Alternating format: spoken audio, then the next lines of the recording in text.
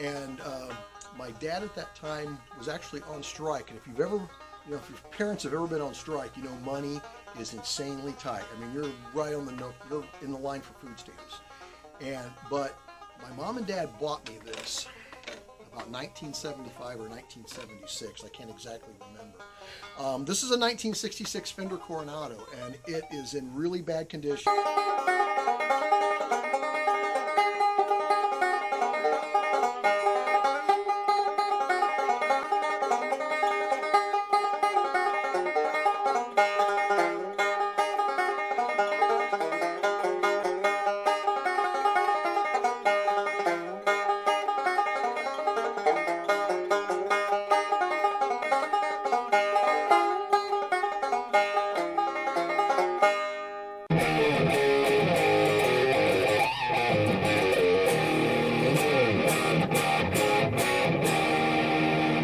Tune and everything, just like the 80s.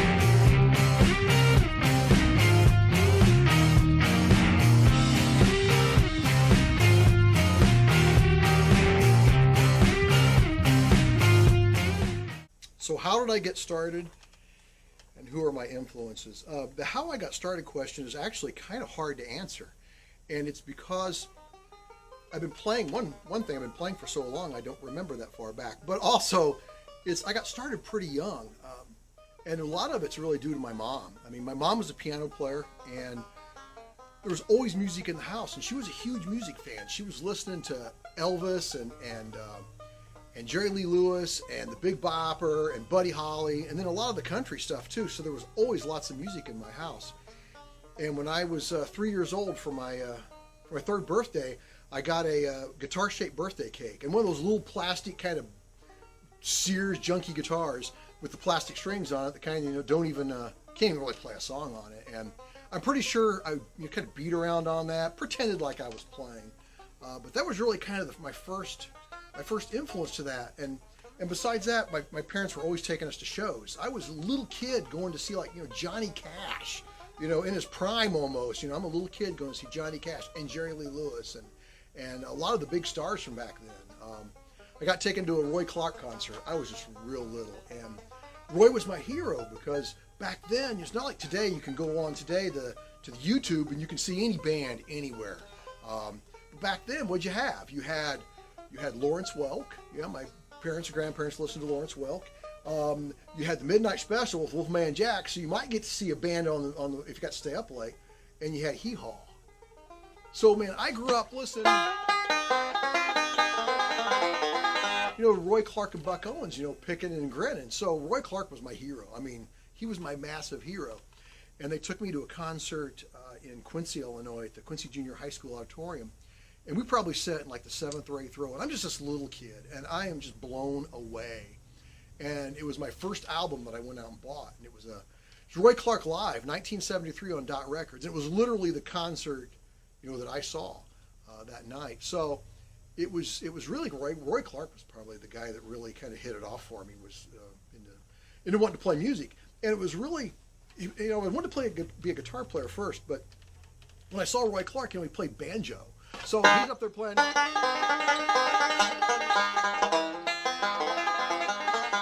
Foggy Mountain Breakdown, and along with he played not only guitar, banjo, but he played fiddle, and it was like that was such a massive influence to me that it's like, I want to play guitar. So I learned to play guitar. And later on, I want to play banjo.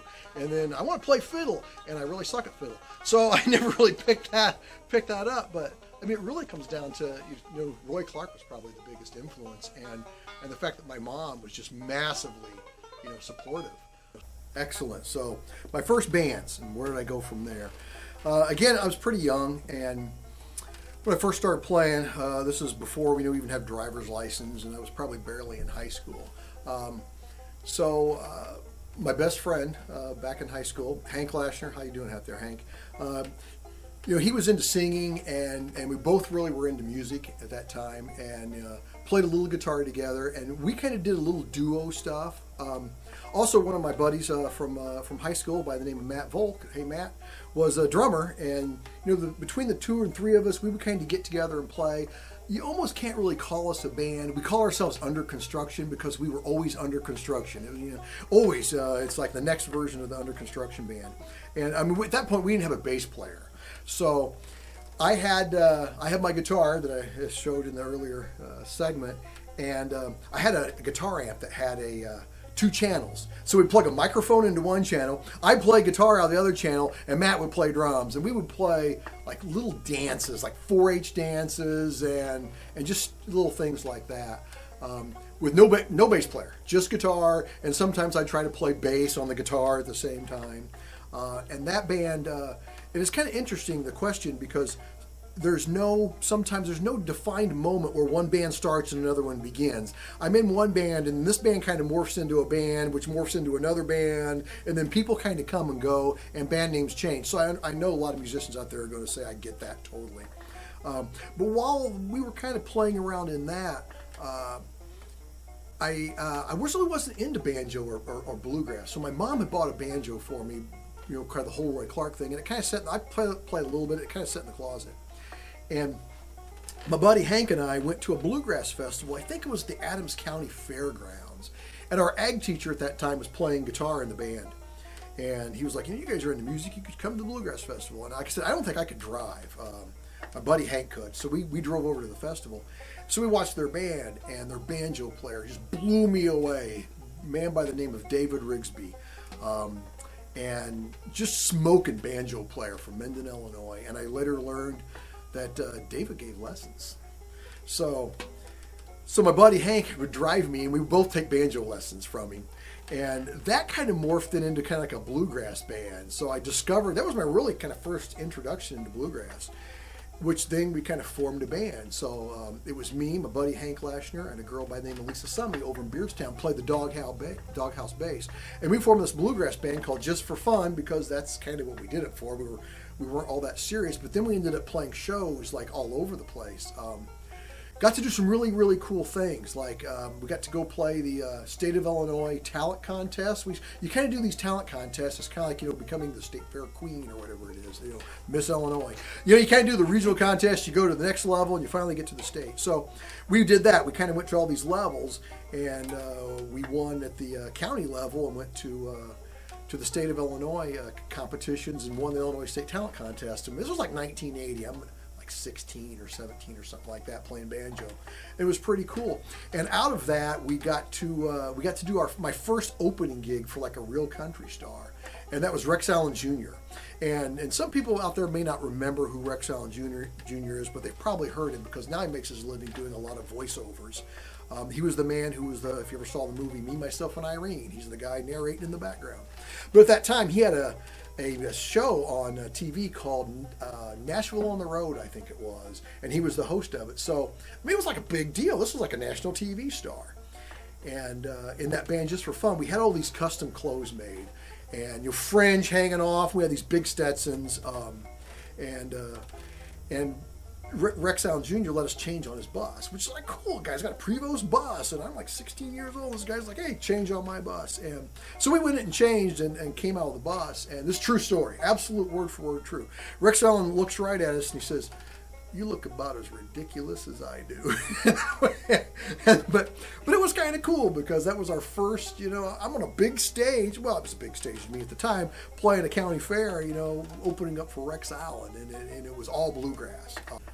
So Emmett Sims kind of was really instrumental in getting me started with playing, but there was a lady that lived in a town not too far from me by the name of Zoe Sullivan. So Zoe, if you're out there, thanks. I owe you a lot, kiddo. And Zoe really helped me a lot with, not just learning how to tune the guitar, but what the notes were, what the chords were, and a little bit about reading music. And it might have been a combination of reading the notes and maybe tab.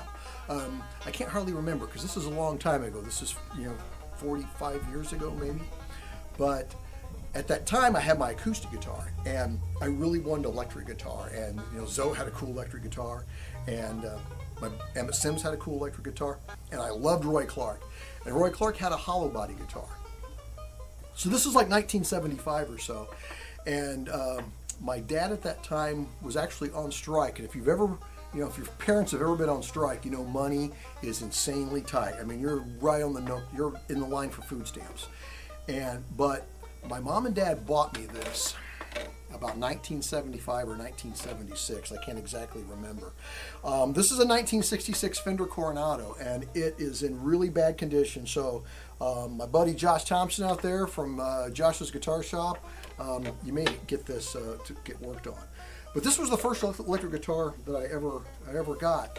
And there are pictures of me holding this guitar in the mid-70s, and this strap is still on it. So this strap has been on this guitar for 45 years, 46 years, and as you can tell, it's not coming off. And a non-guitar player that kind of influenced me a lot at that time was a friend of my mom's. She was actually from our hometown area and was a up-and-coming country star. Toured around with all kinds of country artists, played on the Opry, and her name is Linda Cassidy. So Linda, Mom would take me to see her shows, and I was just a little kid. And after the show, Mom would take me up to meet her, and Linda gave me years ago a 8x10 picture of her that on the back of it has her set list on it, and I still have it to this day. And it was just so cool that my mom knew somebody in that business, and such a major influence on me. So Linda, thank you, man. I love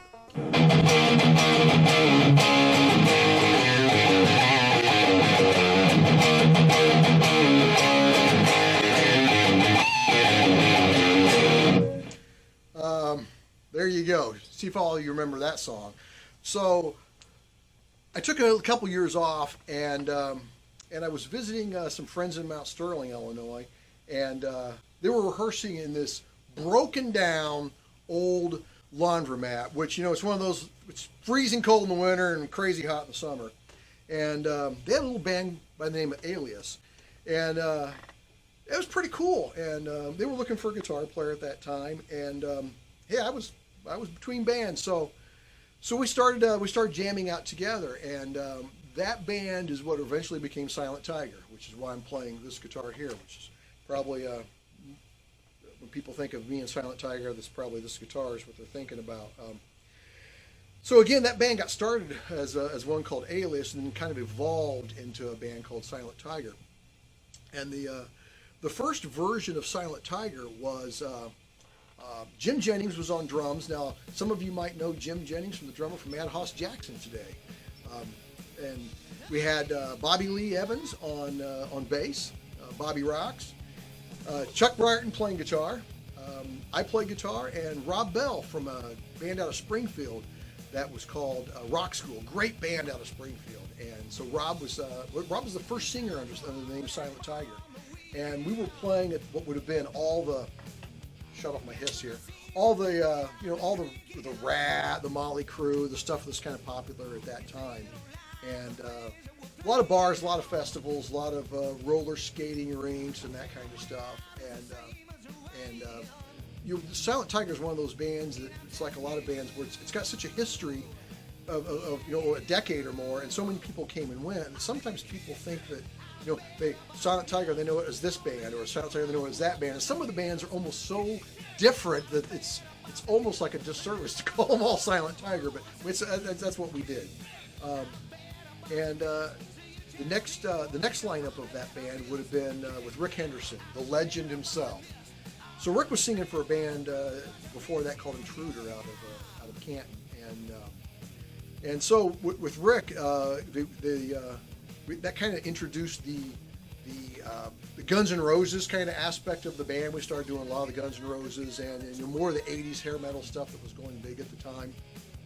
And then we got a talent agent or a booking agent out of Cincinnati, Ohio. I think that's what it was. And they just put us all over the place. I mean, we were playing, in Indiana, Ohio, and all the way down to Florida. Spring break in Florida. You're in your early 20s and you're playing spring break in Florida. And Kenny, we're not going to tell those stories. We're going to let those die. So, some of the folks my age always say things like, I'm glad we don't have cell phones back, we were in our 20s, and there's reasons why we probably don't have cell phones like that. So, I mean, that band played all over the place, and that was kind of the start of writing kind of our first album, really our only album that we put out. And the riff I was playing just then was kind of the first one that we kind of put together, one of the first ones we put together as a band, every time we say goodbye.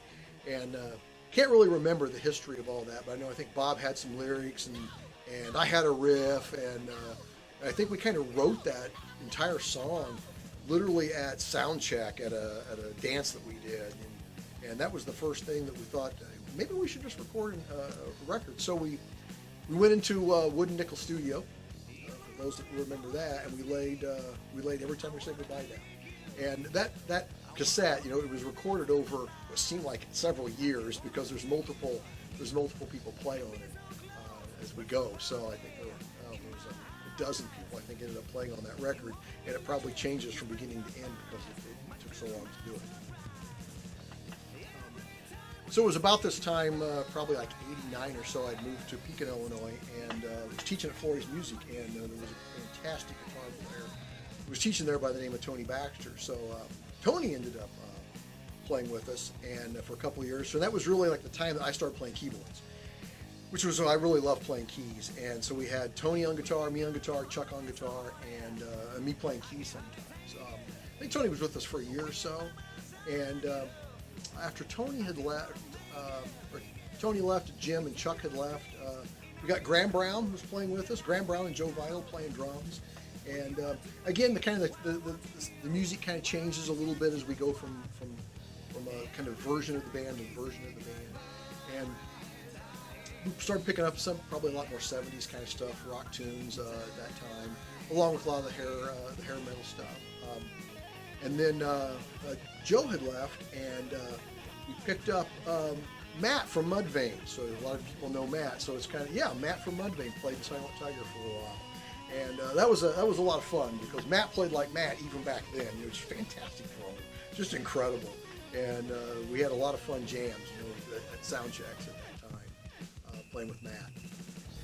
And this is kind of point in the story where my memory is not so good because, like I said, people start coming and going, and I'm going to forget somebody. I'm going to feel terrible about it if I do. So I apologize to anybody out there I forget who might have played in the band. But I think it was about this time that we picked up, Mike Catt was playing drums for us.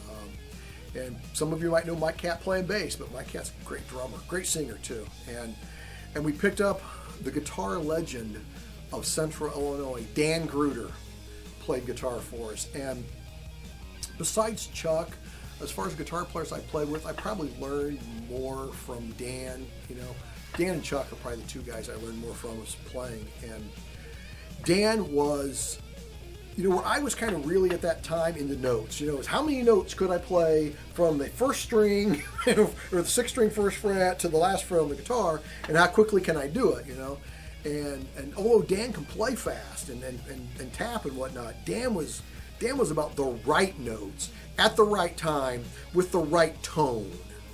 And that was where I had to kind of reevaluate my own playing. It's like, man, I really kind of suck at guitar because I can play all the notes, but I'm not playing them at the right time or with the right tone at times. So Dan was a real big influence for me, and just thinking about, okay, maybe I need to concentrate more on what notes I'm playing and the tone of my guitar, and not just have, Silent Tiger metal tone. Dan would bring, 5 amps and 13 guitars and 73 distortion pedals. Yeah, I'm exaggerating, but you get the point.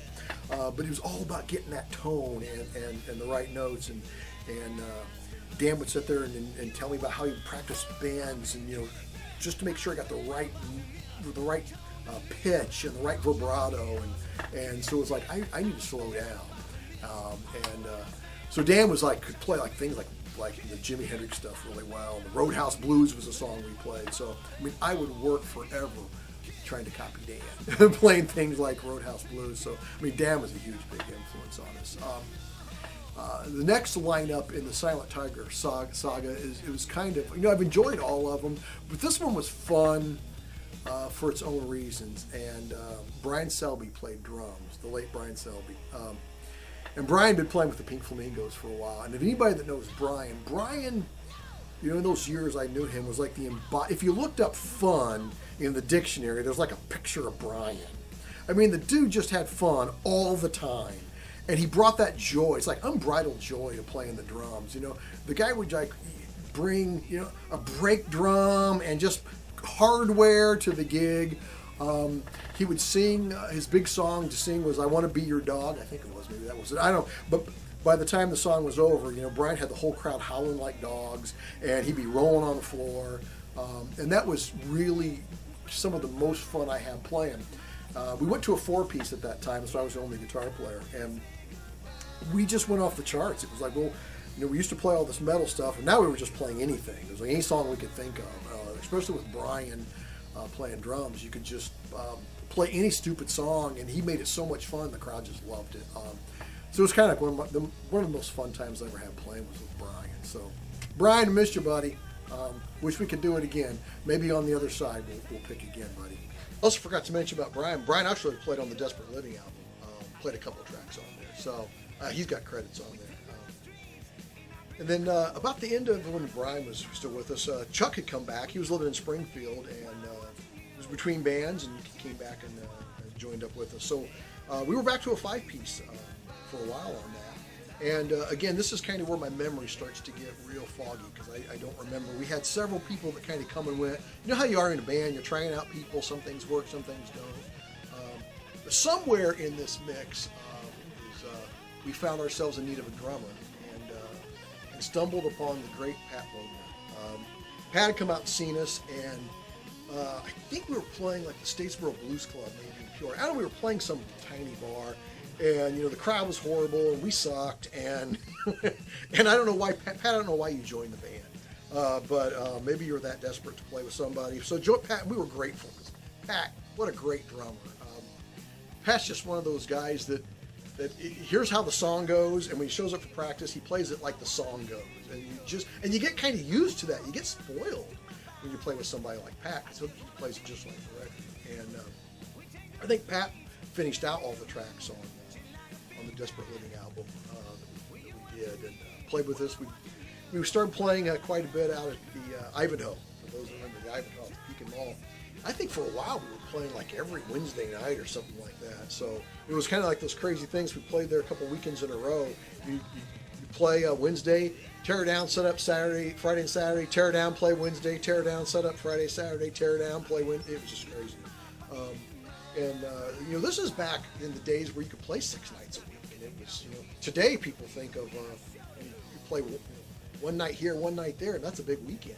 We always play Friday and Saturday at the same spot. Sometimes 6 nights in a row in those early days. So there was a lot of Wednesdays, Friday, Saturday, Wednesday, Thursday, Friday, Saturday, Sunday, gigs at that time. So yeah, Pat was a great addition and really stepped the band up a lot and really brought us to another level.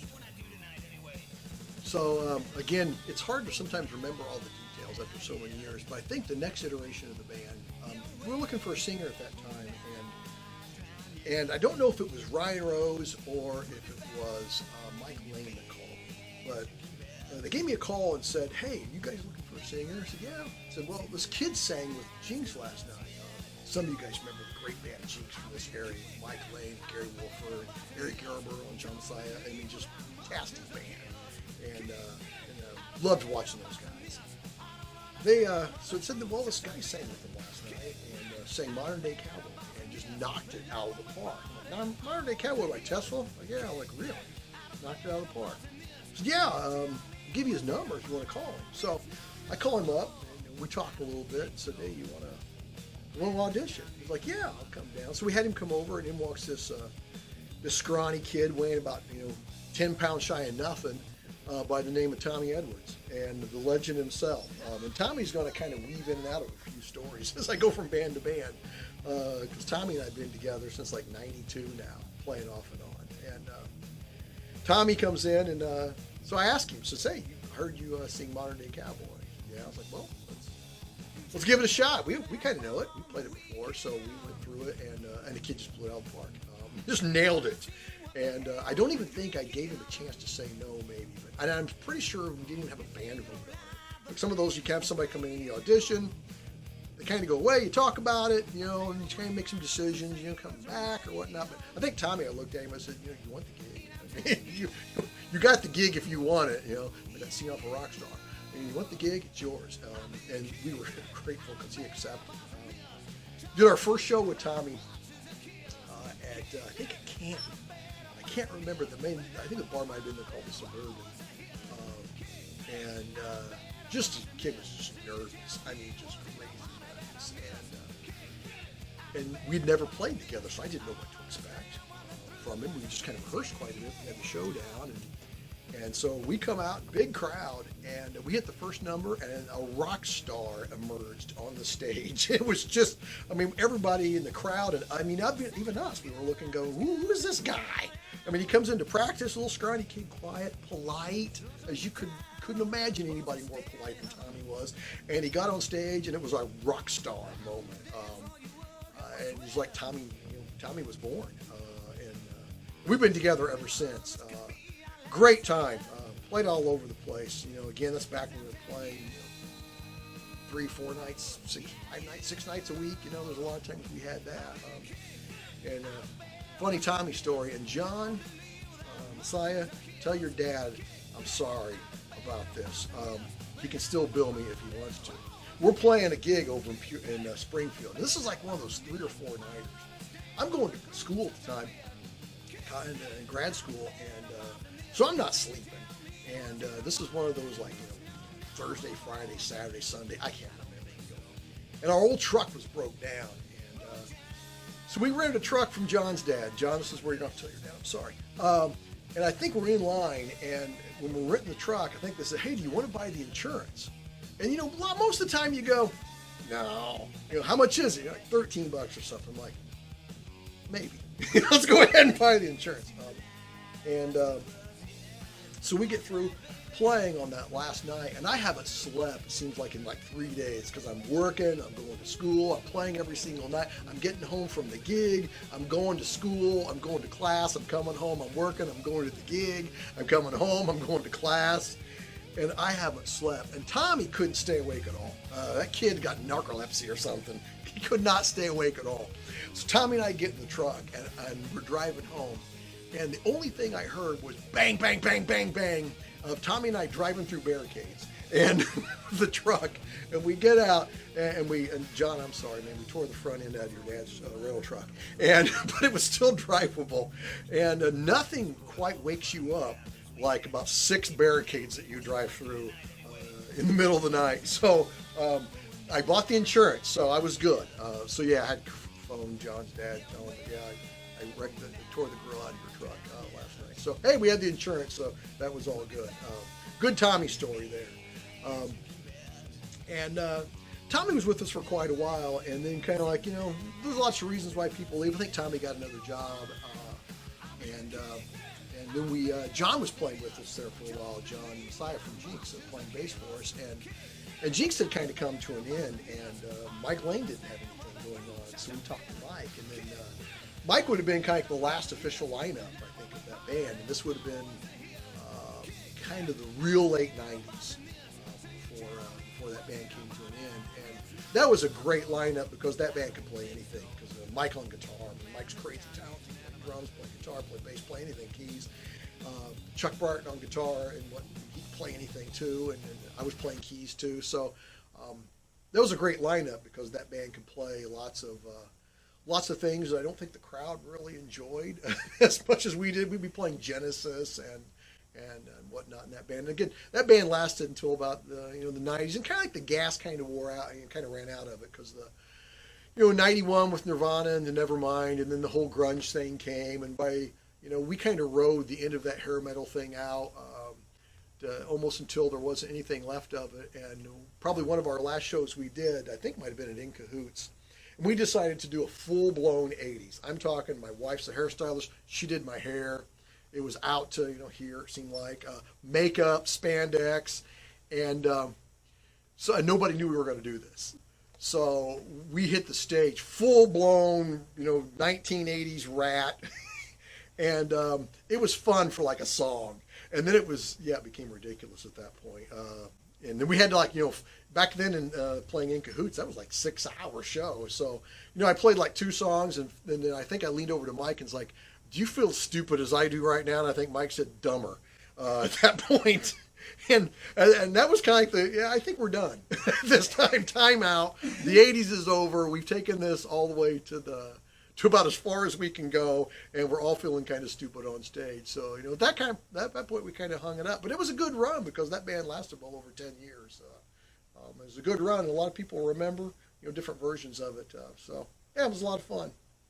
After Tiger kind of came to an end, I took some time off because, like everybody, he bought a house, was married, had a little one at home, and kind of took a few years off, and almost was the point I didn't think I was going to play out again. And I think I got to thank Tommy or blame Tommy. I don't know which one it is, but I got to either thank Tommy or blame Tommy because my wife's a hairstylist, and I think she was cutting Tommy's hair, and he was in a band called Yellow Dye at that time, and they were looking at maybe changing some things up and putting together a different band. And then he asked my wife, "You think Jeff would play again?" And she's like, "I don't know. Maybe you got to ask him." And I think my thoughts at that time were, it's like, I really don't think I want to play at all anymore in bands. I'd taken a couple of years off, and anybody out there that's played a lot, for decades, and you take a couple of years off, you're kind of like, this is kind of nice. And but my wife was kind of like coaxing me, like, you need to get out of the house. I think she just wanted me out of the house more than anything, but it's like, you need to get out of the house and get a hobby. And so I told Tom, I was like, I'll come over to your house and talk. So I come over to his house, and sitting there is Shandell Tassert, who played in Yellow Dye, Jeff Brokamp, and Brett Johnson. Jeff Brokamp and Brett Johnson are from the Willies fame, so I knew those guys. And the Willies was an incredible band, one of the most successful bands, in the Peoria area ever. And they were, the guys were setting bar attendance records, when Silent Tiger couldn't draw 12 people, and in the later days. And so, I knew these guys, so it was like, this is kind of a talented group of people. And I was like, so what are you guys thinking about doing? And well, we're looking at doing more, kind of, poppy bubblegum dance stuff. And I said, well, I really am not that interested in playing guitar. I might be interested in playing keys, and that kind of everybody's eyes like, keys, that's exactly what we want. So you can play guitar and keys. We tried to think up a name for this band because we wanted to play bubblegum music, and I think Shannon was like, Bazooka Joe, and I'm thinking Lawsuit, and so we put down all these names, and for somewhere around the bubblegummy thing, and because we wanted a mascot, something like that. And I think the second name on that was Bubblegum Jack. So that was the birth of that band, and that was a ton of fun because all of a sudden I went from playing the hair metal stuff, a lot of that to we were playing just everything from Michael Jackson and whatever the newer hits were, but we were going back in the '80s and playing a lot of funk. Jeff and Brett, those two guys can sing like birds together. It's just like, it's like family harmony. You think those two got to be related because they sound just incredible singing together. So, and they're just really well schooled in doing, funk and rhythm and blues kind of stuff. So we really kind of opened up my repertoire, and that was a whole new genre of stuff for me to play, and programming all the synth stuff that we were doing. Journey, played a lot of Journey because Tommy could sing Journey like crazy. So a lot of fun. So that kind of reintroduced me back into that. And that band kind of had a couple of different versions in it. And I think our first gig for that with Brett and Jeff, when they were still in the band, would have been at Goodfellows. And that was kind of a weird experience because, like in the later days of Silent Tiger, like I was saying before, that the kind of the hair metal thing was dying, and it was kind of getting hard to draw anybody for us. You're kind of petering out to like 10 people in a bar, and we know all of them, and we're related to all of them. and so we go into Bubblegum Jack, and that was really kind of when Goodfellas was exploding. We kind of hit it. There was like 600 and 700 people walking through the door. Just incredible, crazy party atmosphere, and tremendous amount of fun playing in that band. It really stretched my musical my chops in playing. I think I was in 2 versions of that band with Jeff, and the first one with Jeff and Brett, and then Jeff and Brett left to go form other bands, and Eric Barley and the great Ryan Rose played with us. Now, Eric had played with Tommy in Yellow Dye, and Eric's another one of those guys, crazy talented people, just could play guitar, sing like crazy, and then of course the legend Ryan Rose himself from the Charlotte's Web days. I saw Ryan play. I mean, kid, I don't even know if he had a driver's license to get to the bar. And I heard about this kid from Canton, a smoking guitar player. I went to the Paddle Wheel Lounge in Havana to see him, and this scrawny kid comes up there just ripping on guitar. I'm thinking, does your mom know you're here? Because he just looks so young. And now I'm in a band with him, and it was just incredible to be in the band with Ryan. Ryan played bass and guitar, and just Ryan could play anything at that point. And the band kind of got a little more diversified, started picking up some country stuff. Kind of that modern country started kind of getting a little bit more popular, on the radios. Keith Urban had come out, and me being banjo player and loving to play country stuff. So we were playing some Keith Urban and some country, and I was kind of getting to the point where it's like I really want to play more country and less of the pop stuff. I've been playing that for a long time, and then Eric and I ended up leaving Bubblegum Jack after a good long run. It was a great band. I mean, I left it really when it was drawing huge. That band never did, I don't think, ever peter out. And Eric and I went and formed a country band called Spring Creek Station. And the band had several different members into it, but we had Dustin Waters on drums, played with us. But before that, Eric Smith from Rachel's Hippo fame played drums for us, and then Dustin. Harold Robinson played bass. Dustin and Rob are in This One's Pink together, for those out there keeping score at home. And we had Scott Rexroad, I think, played pedal steel for us for a while. Left. Tim Haar played in that band, the great Tim Haar. Gosh, Tim Haar and I played in quite a few bands together recently.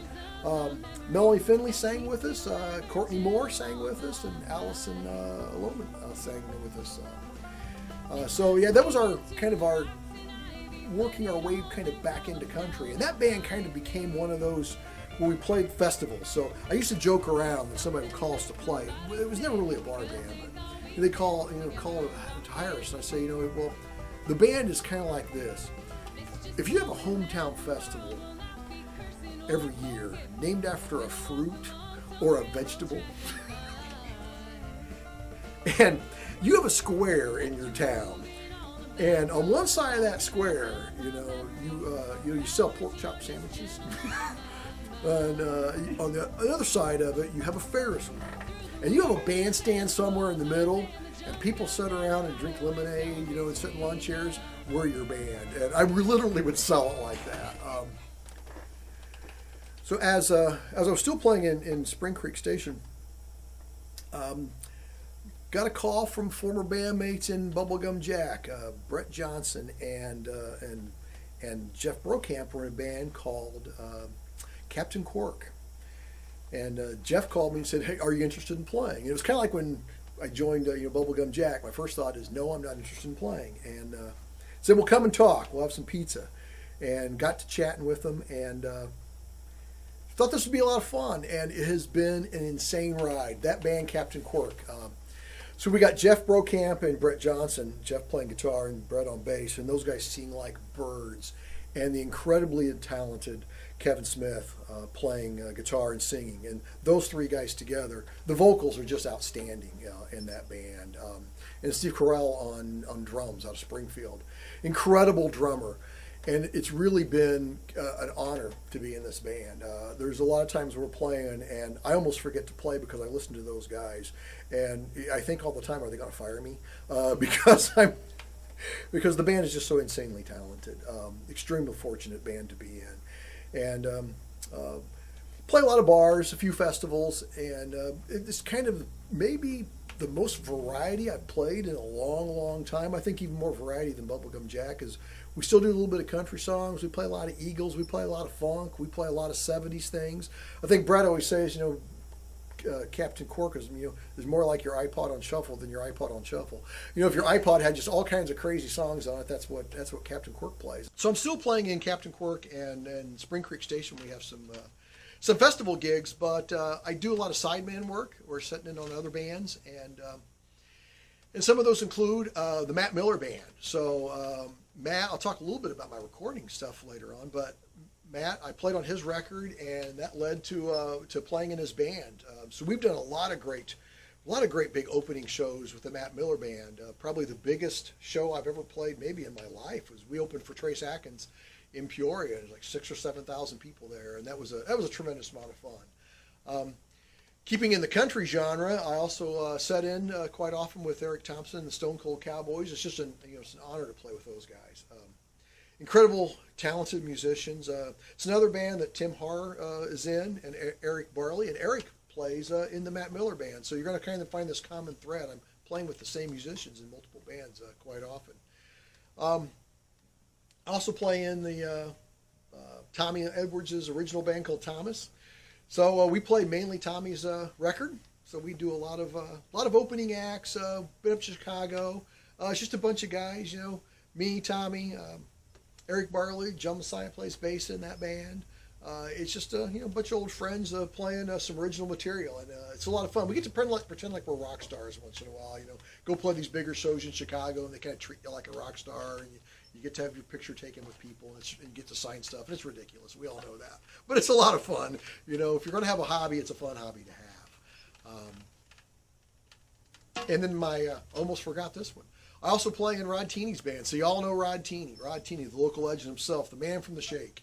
Everybody's played in the Shake but me, so I think maybe that was the reason that Rod decided to form another band and asked me to play. So we have a band, a little gospel band. We kind of call it Cowboy Jesus, called Walking the Line.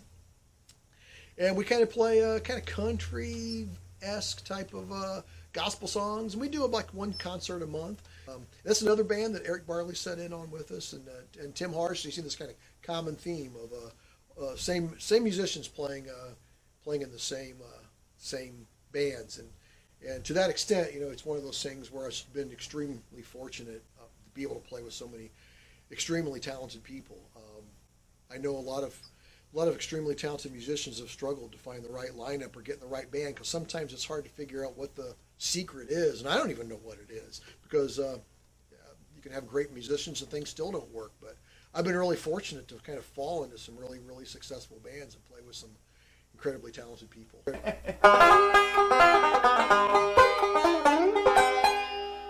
Had to throw in some banjo humor there because this is kind of leading me down another part of my career lately, and that's really doing session work.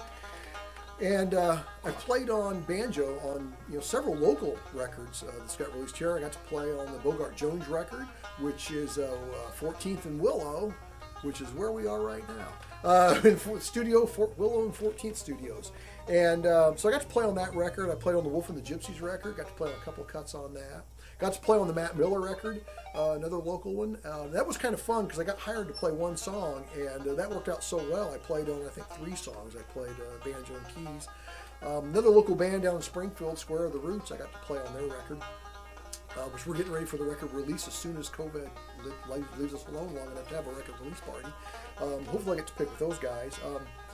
I do some session work for Colt Caparoon down at Dark River Studio, and that's been just an incredible experience. I got to play on some, if I started listing the people I played with, I would forget somebody and I would feel terrible about it. So, but I got to play with some, got to be on some records with some really incredible players. Lester Estelle, who plays drums for Kelly Clarkson. I played on a lot of different cuts with him. And Bruce Boughton, from the steel player from Ricky Skaggs and Garth Brooks. I keep forgetting that. I don't know why I can't. I got to do an incredible song where I got to cut back and forth with Michael Cleveland playing fiddle. He's a Grammy Award-winning fiddle player, and I got to play banjo and he played fiddle. So it's just been really incredible, the number of musicians I've got to record with down in Nashville. So, hey, and that's kind of led to my joke, five-string flim flam. Some of you that might see my Facebook pages and some of the things out there where I kind of come up with five-string flim flam, and some people ask, well, where'd that come from? And well, I play the five-string banjo. Nonsense is my favorite word, and flim flam is nonsense. So they kind of rhymed, so it kind of almost became like a brand, like this five-string flim flam nonsense. It's really stupid, I get it, but I have a lot of fun with it. So five-string flim flam, go out and check it out on Facebook. Five-string flim flam. I can't even say it. It's so funny, but it means banjo nonsense. That's all it means. So we put banjo nonsense on records, and I'm just damn lucky to get to do it. So this is kind of a question I dread a little bit because I'm going to forget somebody, and because there's just so many, and I've had such the fortunate experience to be around so many people, and a lot of that was due to when I moved here. I started working at Florey's Music, and Florey's, I spent about 10 years at Florey's, and Florey's was like Grand Central Station. I was teaching there and working behind the counter and doing repair work, and everybody walked in that store. So I got to meet everybody, from this area, from the older, I'll say, I think they're going to let me, grant me some grace here if I say older people, but from the older generation, from Mike Eisenberg, from the Jets, the Elvis Brothers with Brad Elvis and Graham, that's from the old guard. Harold Smith was another one, from the local legends playing. And some of these guys are recording down at the Golden Voice, down into, I guess what it was called, in South Pekin. So, I got to meet some of these people that were like legends when I was a little kid, all really at Florey's Music. My first time when I was in Florey's Music, I got to meet probably two of the greatest guitar players ever in this area. I've already mentioned one of them, Tony Baxter. And I got to play with Tony. Incredible guitar player. And Bob Moe. So, Florey's Music really was kind of like that Grand Central Station, really. And that's where I met everybody. Boys from Gene. So Mike Lane, who I ended up playing with in Silent Tiger, and John Thaya, Gary Wolfer, and Eric Yarborough in that band. You had the guys from Exit, Barry Gilmore. It was like seeing Eddie Van Halen to watch Barry play. I didn't even want to play if he was in the state at that time. So you had all those guys from that band. Always I continue to think of local legends. Some of the guys I played with, Chuck Brierton. Chuck is probably the most talented person I have ever met, and I mean that sincerely. As a musician, as an artist, guy can draw anything and he can play anything. He's got perfect pitch. It just drove me crazy because he's just so talented, and I feel like I had to work for it. Chuck just can play it. And then you have Ryan Rose from Charlottesville, and then Ryan I got to play with Ryan Bubble and Jack. Incredibly talented musician, and plays today in Bogart Jones, which I got to record on. So. Incredibly talented. Ryan can play anything. And from the early days, when I first moved here, you had the guys in Sly Dog, Trent Keeling, and Jim Messino, and Dave Plunk was in that band. We got to play some shows with them, and that was like going to school. Wow, this is how Rock Band 101. You want to learn to play rock band? Here's Sly Dog. That's how you do it. Incredibly talented band. All those guys, legends. And then a lot of my, when I was teaching at Florey's Music, a lot of my students have kind of came up and taken the torch from us old guys, and they're just becoming local legends in their own right. Josh Thompson was one of my early students, and I got to play a little bit with Josh once in a while. We actually got to get on stage together a few years ago for the first time. Josh was one of those guys that you knew pretty quickly. Within a couple lessons, it's like this kid can play. And He was just a little guy. Quick Josh story, since I'm going to tell stories on Josh, is all my students used to draw me pictures. And this is how young Josh was. And Josh drew me a picture of the Ninja Turtles, and I still have it, Josh. He was no bigger than anything. Steve Barnes used to come into Flores like every single day. Whenever school was out, I don't know how many minutes it took Steve to get down to Flores, but it had to have been about 7 minutes, and Steve was down there. Took lessons from me. Steve is one of those guys carrying the torch, out there with us. Harley Donahoe was another one that took lessons from me that carried on that torch. They're still playing.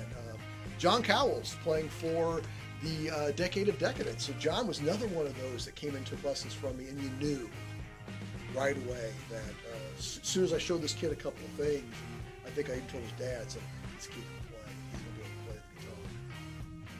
So I've had several students, and I know I'm forgetting some. That's went on from that time, because I taught hundreds of students, and it's been a great thrill, to watch Josh and Steve, Harley, and John, and the rest of them that are still out there playing, being able to carry on the torch.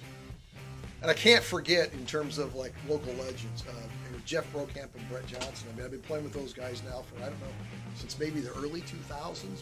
What year is it? I don't know what year it is. So almost 20 years, off and on, we've been playing together. And those guys, the legends from the Willies and the Bubblegum Jack days, and now in Captain Pork.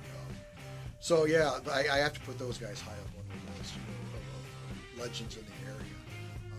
And then you've also got Brian West, a drummer, extraordinary drummer. Brian's one of those guys that walks in there, sits down with the band, and the band raises up a level. It's like all of a sudden the band is just so good, and that's not a dog to any drummer. It's just Brian is just insanely good drummer, and having great success today in his ventures. Brian Larson's another guy, local legend I looked up to. Plays, I couldn't even list he's played so many different bands that I've admired, and even some of the bands that's playing out today.